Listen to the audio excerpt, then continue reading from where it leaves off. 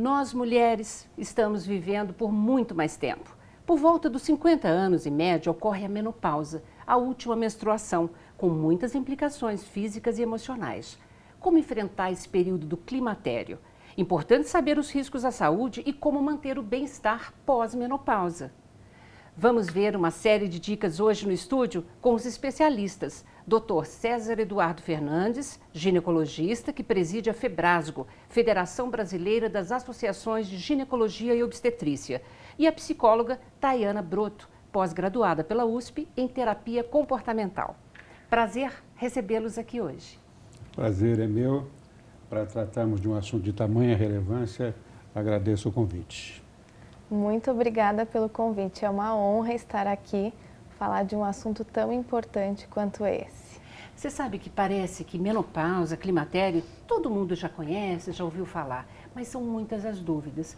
Então vamos começar, doutor César, explicando afinal o que é a menopausa neste período do climatério? Acho que essa questão conceitual pode parecer irrelevante, mas eu acho importante para a compreensão desse fenômeno biológico que é a menopausa, né? Eu diria para você que a vida é feita por etapas, não que exista uma delimitação etária muito clara e nítida, mas no momento da vida, se é uma criança, por exemplo, depois, em outro momento, pode ser um adulto. Mas existem aqueles momentos de transição. Por exemplo, existe um momento em que você não é nem criança, nem um adulto pleno na sua competência emocional, na sua competência orgânica, é um período de transição, que é a adolescência, né? Então, se nós formos estimar isso em termos etários, poderia-se dizer que se está na infância até por volta de uns 12 anos de idade, né? E se é adulto, mais ou menos após os 20 anos de idade. Ou seja, dos 12 aos 20 anos, há um período ainda de amadurecimento orgânico e emocional, e esse período resolveu-se, por ser um período de transição, denominar-se de adolescência, né? Aí se é adulto e, num determinado momento, é um idoso. Mas a transição do adulto para o idoso também não se faz de um dia para o outro. Há um período de perda de competência orgânica, de modificações emocionais, né? E o período que separa a vida adulta da velhice é o período que se chama de climatério. Climatério na etimologia da palavra, clima que significa subir, ascender, né? E climatério, então, seria uma ascensão para uma outra etapa da vida, que é a velhice. Se nós formos do mesmo modo conceituar em termos etários, eu diria que mais ou menos até os 40 anos, se é um adulto pleno, com sua plena capacidade reprodutiva, e depois essa capacidade reprodutiva vai se esvaindo, vai se perdendo, até que, num determinado momento, se é um idoso, né? E a senilidade, ou a velhice, ela começa por volta dos 65 anos de idade. Então, ou seja, um período muito mais longo do que era aquele na adolescência, dos 40 aos 65 anos, é um período de transição que se denominou climatério. Então, climatério, digamos, é o oposto do período da adolescência, é um período de transição onde, no caso das mulheres, acontece um fenômeno natural, que é a menopausa. Menomenstruação, pausa, parada. Parada natural das menstruações, com o significado de que quando as menstruações se interrompem é porque o ovário, né, deixou de produzir as ovulações e deixou de produzir hormônios, né? E o período que se segue, após a menopausa, é um período de deficiência hormonal, falta de hormônios, que traz uma série de consequências ao organismo. A menopausa, ela costuma acontecer mais ou menos por volta dos 50 anos de idade, com variações, claro, de uma pessoa para outra. Assim como a primeira menstruação também acontece na adolescência, é a menarca. Tá. Né? A menarca mais ou menos entre 12 e 13 anos de idade. Então, apenas para conceituar esses períodos, e claro, isso nos dá base para seguir adiante com as dúvidas que você achar por bem colocar. Você sabe que muito interessante, doutor César, ter colocado climatério, né, a etimologia da palavra, falando que é uma ascensão para uma nova fase, porque em geral, né, o climatério, a menopausa, acaba representando para muitas mulheres o fim da feminilidade, acaba com a autoestima, porque perde a capacidade de reprodução. É isso mesmo, e a gente precisa combater É isso mesmo. E como é que a gente combate? Através do conhecimento, né? Conversando sobre o assunto, dialogando. Isso é muito importante para que a quebra dessas crenças limitantes que a gente costuma falar na psicologia possam ser extintas, né? E é bem como o doutor colocou, ascensão, né? Por que não ressignificar essa nova fase da vida da mulher? Até porque com a longevidade, quer dizer, o período pós-menopausa, ele se estendeu muito, né? Sim. Então a gente precisa achar novas formas mesmo de encarar essa nova fase. Tinha um comentário muito pertinente da doutora Tainá, que nos colocou de que tem que realmente ressignificar. Eu acho que essa palavra é uma palavra que se emprega bem aqui.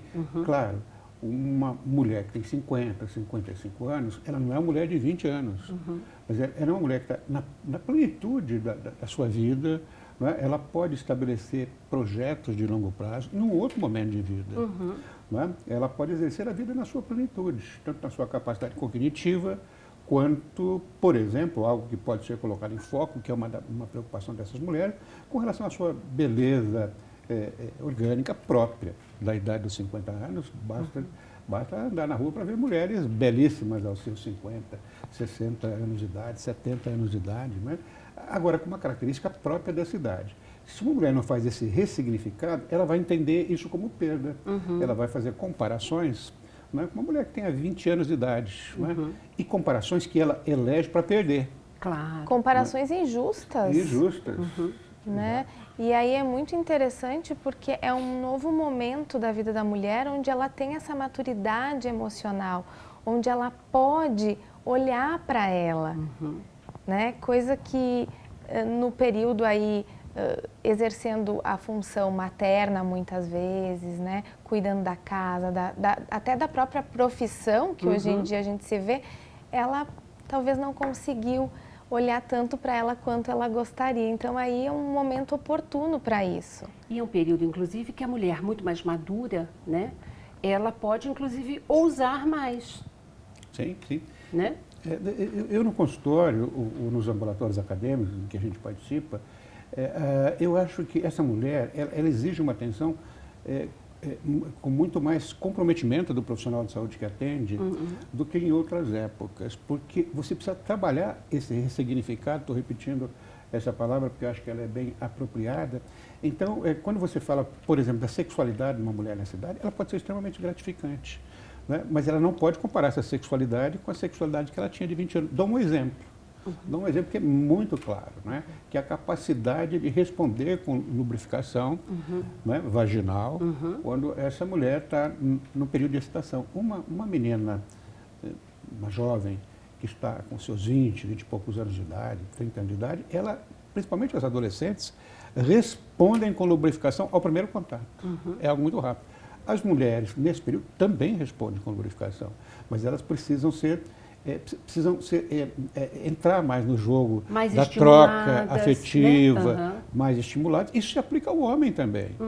Não é? Eu sempre faço esse paralelo, né? Porque para as mulheres entenderem que isso é uma coisa delas. Não é? Claro. Da fase, né? Os homens, se você pega um garoto de 20 anos de idade, a ereção dele se faz no primeiro momento. Basta um contato, às vezes basta ver, não é? A sua namorada, enfim. Enquanto que um homem de 50, 60 anos jamais vai ter uma ereção como um menino de 20.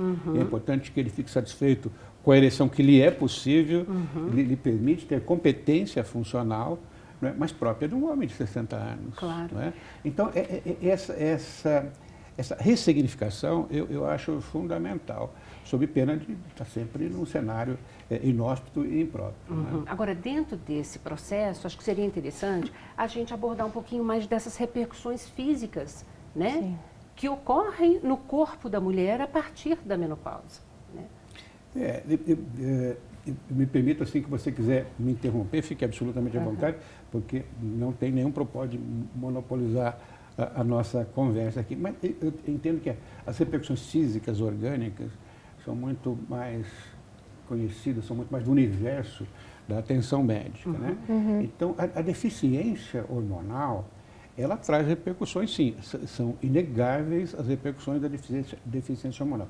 Algumas de curto prazo, outras de médio prazo e outras de longo prazo. As de curto prazo, que chamam mais atenção, são aqueles sintomas característicos próprios da transição menopáusica, dos primeiros anos de pós-menopausa, e dentre esses o sintoma mais relevante são as ondas de calor. São as ondas de calor. As ondas de calor são sintomas muito típicos, às vezes de difícil reconhecimento num primeiro momento, mas à medida em que eles se instalam e se tornam típicos e característicos, a mulher identifica, até porque ela faz o relacionamento do momento etário em que ela está vivendo, eventualmente acompanhado de alterações menstruais, que já acontecem com as ondas de calor, e levam essas queixas ao médico, ele consegue identificar. Depois disso, as alterações que mais chamam a atenção são as alterações que nós médicos chamamos de trofismo do tecido genital, do revestimento da mucosa da vagina. Não é? Esses tecidos eles ficam, se deixarem cursar a sua própria sorte, se nenhuma intervenção médica for feita, às vezes você tem um certo afinamento dessas mucosas, uma perda de elasticidade dessas mucosas. Pode haver até sangramentos, até sangramento, relatados por muitas dificuldade mulheres. para ter as relações, alterações urinárias, mais infecções urinárias. E tem as alterações de longo prazo, entre as quais vale lembrar, vale ressaltar, a osteoporose e as doenças cardiovasculares, não é, que são muito relevantes nessas mulheres. Se houver espaço, a gente pode falar sobre elas. Não, bacana ter citado isso, porque realmente a mulher, a partir dos 50, muito antes, né, doutor César, Sim. mas a partir dos 50 ela tem que redobrar o cuidado com a saúde mesmo, né, adotando uma série de medidas que a gente chama de preventivas, né? Claro. Nós vamos falar sobre prevenção e como é que a gente trata esses efeitos negativos da menopausa no segundo bloco, logo a seguir, tá bom? E você não sai daí não, a gente volta já já.